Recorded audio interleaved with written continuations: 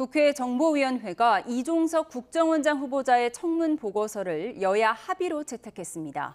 중동 상황이 악화일로로 치닫는 중이라 국가안보에 공백이 있어서는 안 된다는 건데요.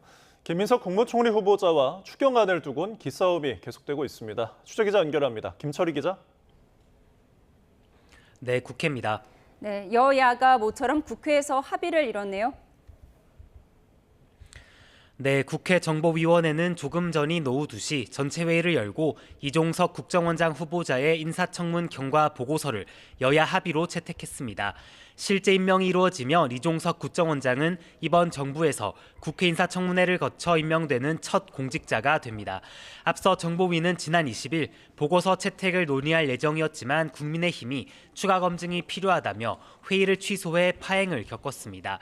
다만 야당은 최근 이란과 이스라엘 사이 분쟁이 격화된 점, 미국이 이란 본토를 공격한 점 등을 고려해 채택에 협조하기로 입장을 선회했습니다. 들어보시겠습니다. 이란, 이스라엘 전쟁이 격화되고 있고 미국까지 참전한 상황에 이르렀기 때문에 한반도 긴장에 상당히 고조되는 상황이 발생할 수 있고 이에 대해 민주당도 야당이 큰 결단을 해줬다며 진심으로 감사하다고 화답했습니다.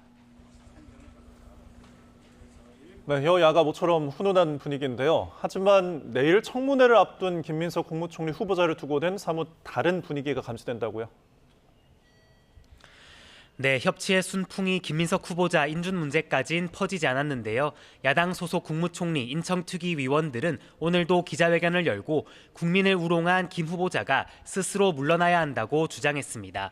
김 후보자가 동문서답식 변명에 더해 입맛에 맞는 자료만 공개하고 있다는 건데 김 후보 임명은 반칙과 불평등, 가짜 대한민국의 출발점이 될 거라고 비판했습니다.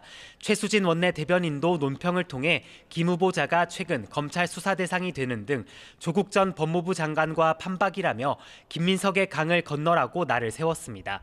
반면 민주당은 국가적 위기 상황에서 총리 인준을 서둘러야 한다고 강조했는데요. 들어보시겠습니다. 정부가 제대로 대처하려면 내각을 비상하게 진두지휘할 국무총리가 최대한 빨리 인준돼야 합니다.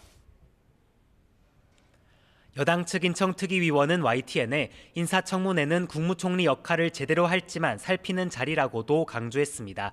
과거에 있었던 일을 검증하는 건 지엽적이라며 이미 다 소명했는데도 끊임없이 정치 공세를 이어간다는 날선 반응도 보였습니다. 추가 경정 예산안을 두고도 여야가 팽팽히 맞서는 가운데 양당 원내수석 부대표가 국회에서 비공개 회동도 이어갔는데요.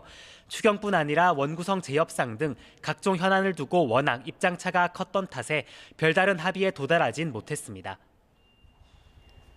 네, 이 대통령이 나토 정상회담에 불참하기로 한 걸 두고도 후폭풍이 이어지고 있죠. 내 야당은 다른 나라 정상들은 모두 참석하는데 우리만 빠지는 것 자체가 잘못된 메시지를 줄 수 있다며 지금이라도 결정을 재고해야 한다고 압박했습니다.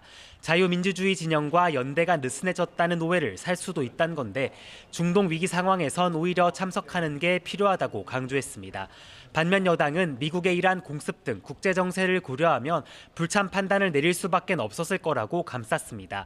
박상혁 수석 대변인은 YTN 라디오에 출연해 국무총리가 부재한 가운데 대통령 외에는 판단을 내릴 컨트롤 타워가 없다며 현실적인 판단을 한 거라고 평가하기도 했습니다. 지금까지 국회에서 전해드렸습니다.